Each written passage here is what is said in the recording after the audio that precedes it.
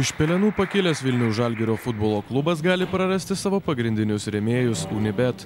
Generalinė prokuratūra pradėjo tirti tarptautinės lažybų ir azartinių žaidimų kompanijos veiklą Lietuvoje. Pagal Respublikos įstatymus licencijos neturinti lažybų ar lošimų firma šalies teritorijoje negali atlikti jokių veiksmų. Organizuoti lošimų, lažybų, disponuoti reklama, taip pat uždrausta veikla internete.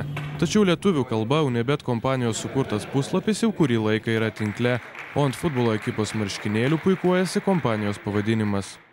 Pagal azartinių lošimų įstatymo 8 straipsnį verstis azartiniais lošimais gali verslo subjektai turintys licenciją ir tie, kurie laikosi Lietuvos Respublikos azartinių lošimų įstatymų.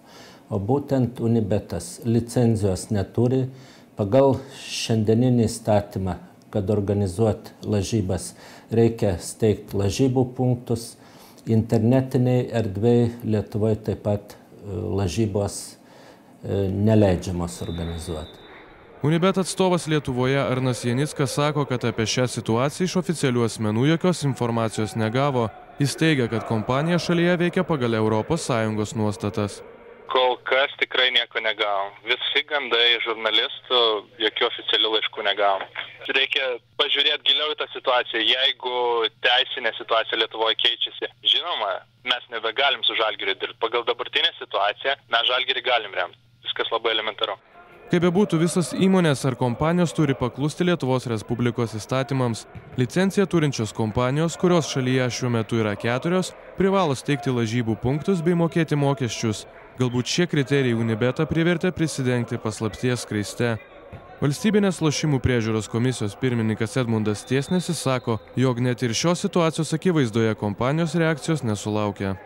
Pirmasis žinias apie Unibetą mes matyt prieš porą metų sužinojom, tačiau niekas iš jų nesiteikė, iš jų atstovų užeiti lošimų priežiūros komisiją, pasidomėti dėl įstatymo, dėl sąlygų, kaip jie galėtų pradėti veiklą čia. Nieko tokio nebuvo ir niekas pas mus nebuvo užėjęs. Šiuo metu vyksta ikiteisminis tyrimas, todėl atsakymo dėl Vilniaus Žalgirio komandos ateities dar teks palaukti.